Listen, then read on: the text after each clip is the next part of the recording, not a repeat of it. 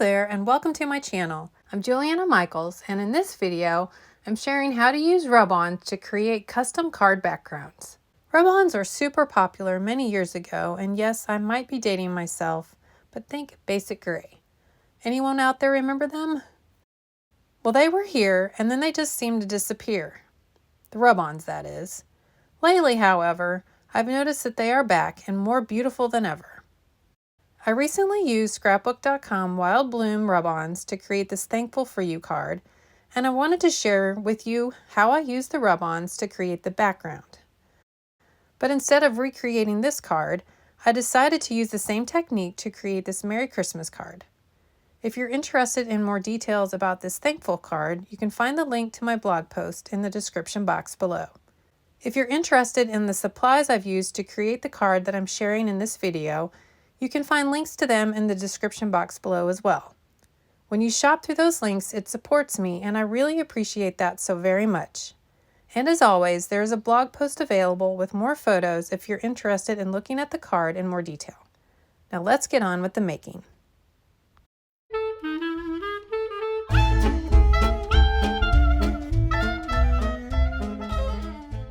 To get started, I'm working with these gorgeous winter floral rub-ons from scrapbook.com. The Christmas Block Words die set, and the Cozy Autumn Foliage die set, which are both from scrapbook.com. This mini Slimline and Tickets die set by Eileen Hull for Sizzix, and the Noel pattern paper pad from scrapbook.com, which is filled with beautiful Christmas-themed pattern papers.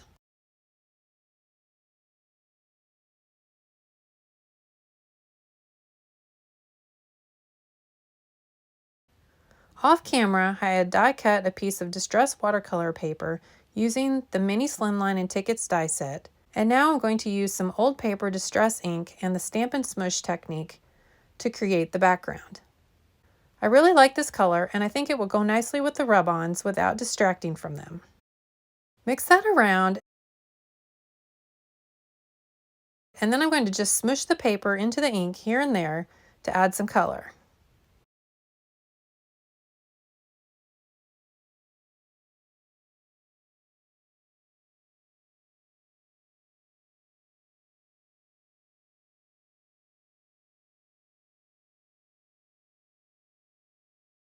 Now I'm going to dry that with my heat tool.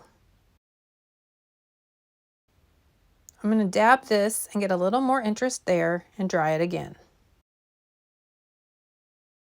Next, I'm going to add the rub-ons.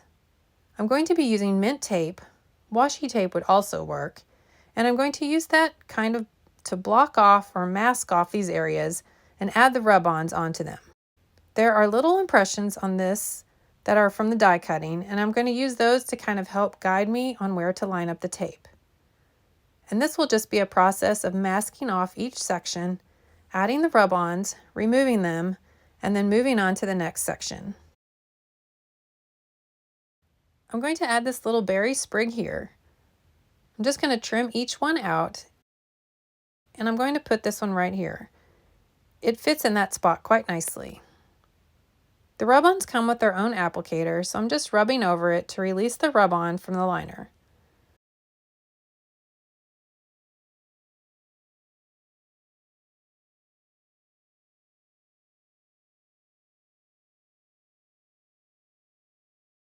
Just want to make sure it's all stuck down, so I'm going to go slow here as I peel it off. If some of it doesn't come off, just lay it back down, rub over it again until it transfers onto the paper.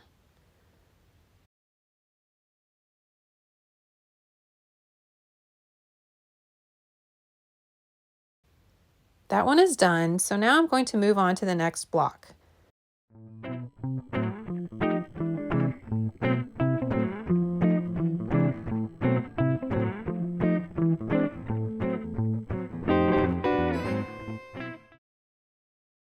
And for this one, I'm going to use part of this one here and then there.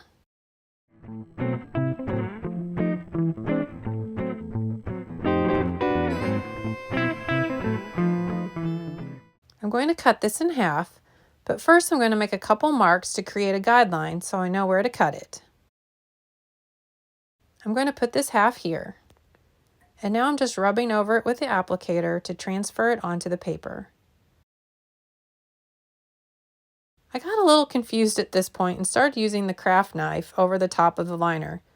Believe me, it's much easier to fully apply the rub-on, remove the liner, and then use the craft knife to trim off the excess.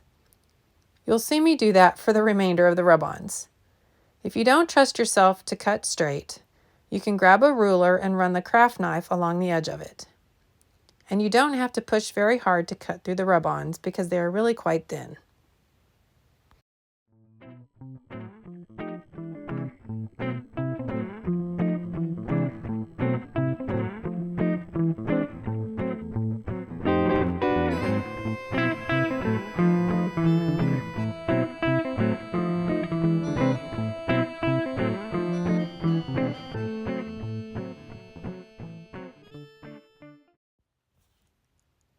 So then peel that off and move on to the next section. Here you can see how this looks so far and the effect you get by masking off each section. Now I'm going to do this area since it's where I want to use the other half of that rub-on. Here you can see I'm applying the rub-on and peeling off the liner.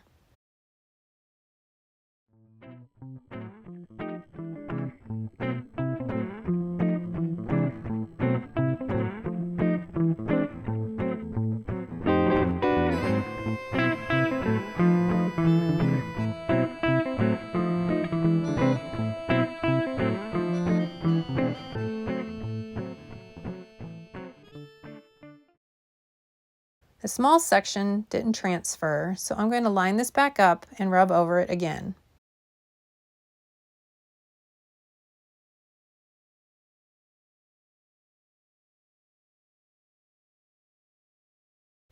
Now I'm using the craft knife to trim off the excess without the liner in the way. Not sure what I was thinking earlier when I was trying to trim things with that still in place.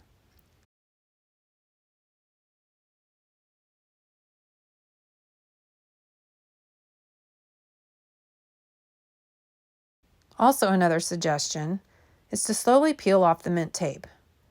You want to make sure that you cut through the rub-on completely and that you don't accidentally tear the rub-on when you peel off the mint tape. Now I'm just going to play around with what to use to fill in the other sections.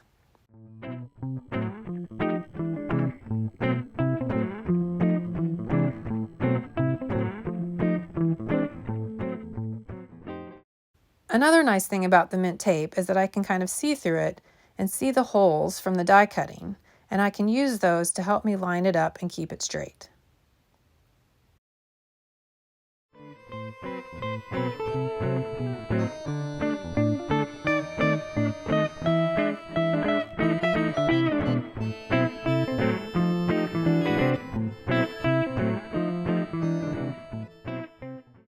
I think I'm going to try layering these rub-ons now and create some of my own floral arrangements to fill in the other openings.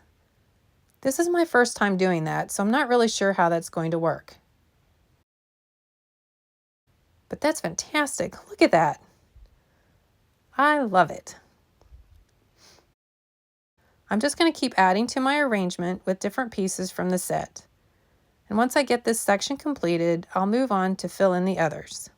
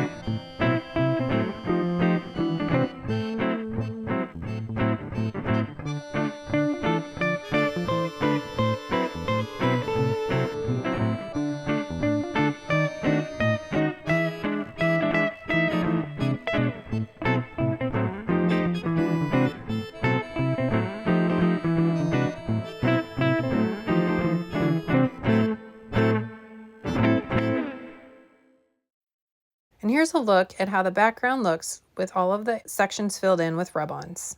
Off camera, I die cut these pieces using papers from the Noel pattern paper pack. I used the Merry die from the Christmas Block Words die set and the Holly and Evergreen branches from the Cozy Autumn Foliage die set. I cut the Merry out of two different papers, a lighter red and a darker red. And I'm going to layer them to add a little dimension and interest by having the darker paper as the outline or shadow layer. I'm going to use a piece of scrap paper and cut it to place behind the die cuts to help hold them together. So I'm going to cut this to the length of the die cut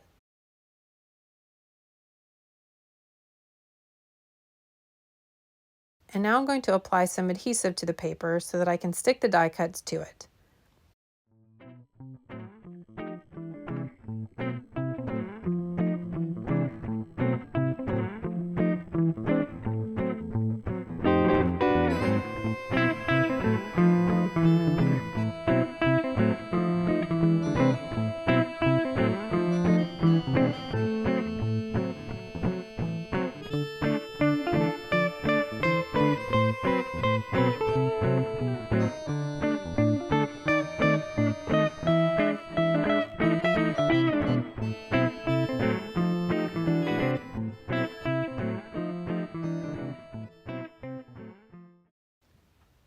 That scrap piece is showing a little bit here, so I'm just going to trim that off so you can't see it. Next, I'm going to very gently and carefully sand this to give it a distressed effect. This is a Ranger sanding disc, which is really just a piece of fine grit sandpaper, so you could use that as well. Just make sure to do that sanding on a piece of scrap paper so that you don't ruin your craft mat or work surface. And now I can add the lighter red letters using some adhesive. I'm using scrapbook.com Artis glue, and as I've mentioned before, with this adhesive was the first time I had ever used a precision tip to apply a liquid adhesive, and I have to admit it's been a game changer for me when it comes to adhering small and delicate die cuts. So I think what I want to do is trim this down with these scissors and make it look like a postage stamp edge. I'm going to save this strip for later and stamp my sentiment on it. And by the way, these are a new to me pair of scissors. They are the new Easy Grip scissors from scrapbook.com. I've never used ergonomic scissors before, and I must admit they are quite comfortable in the hand when it comes to cutting paper. Next, because I just love to distress things, I'm going to lightly sand the holly and evergreen branches with that sanding disc. Make sure to hold the paper and then gently rub the sandpaper away from where you are holding the paper. Another way that is a little easier is to put the die cut back into the paper you cut it from. This just helps hold it a little better and makes you less likely to tear the paper while you're sanding. This technique is one of my favorites for adding a little bit of distress, but it only works with papers that have a different colored core from the color of the surface. These papers, for example, have a white core, so when you sand them, you remove the surface color and reveal that white core.